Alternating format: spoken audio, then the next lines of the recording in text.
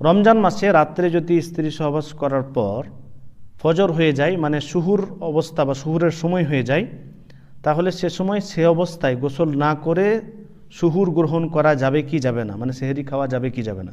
উদাহরণস্বরূপ রাত্রে কেউ স্ত্রী সহবাস করেছে বা স্বপ্নদোষ হয়ে গেছে উদাহরণস্বরূপ, তো যাদের বিবাহ হয়নি বা বিবাহ হওয়ার পর স্বপ্নদোষ যদি হয় বা স্ত্রী সহবাস হয়, এবার আমরা সবসময় বলি যে অপবিত্র অবস্থায় থাকার চেষ্টা করবেন না।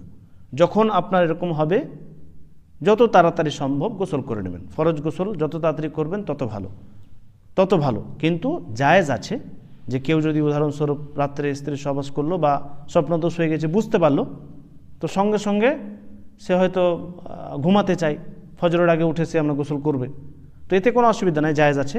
উত্তম হচ্ছে সে সময় সে উজুটা করে নেয়, তাহলে এটা সুন্নত, উজু করে নেবে, সে সময় উজু করে তারপরে ঘুমিয়ে যাবে।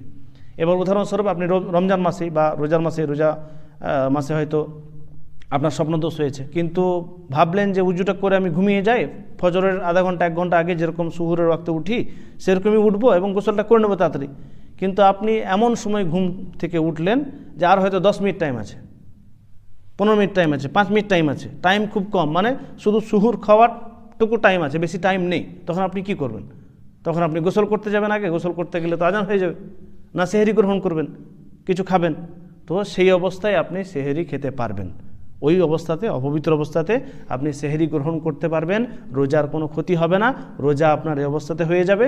আপনি সেহরি গ্রহণ করুন, সেহরি খান, সুহুর গ্রহণ করে নেন, সুহুর খেয়ে নেন, তারপরে এদিকে আজান হবে আর আপনি এদিকে গোসল করতে যান। গোসল করা হয়ে গেলে তারপর মসজিদে গিয়ে নামাজ পড়ুন, ফজরের নামাজ। তো ফজরের নামাজের আগে কমপক্ষে আপনাকে গোসল তখন করে নিতে হবে, কিন্তু অপবিত্র অবস্থায় অর্থাৎ জুনুব অবস্থায়, সে অবস্থায় আপনি যদি সুহুর গ্রহণ করেন বা সেহরি খান, তাহলে রোজার কোনো ক্ষতি হবে না ইনশাআল্লাহ, জায়েজ আছে। আল্লাহু আ'লাম বিসওয়াব।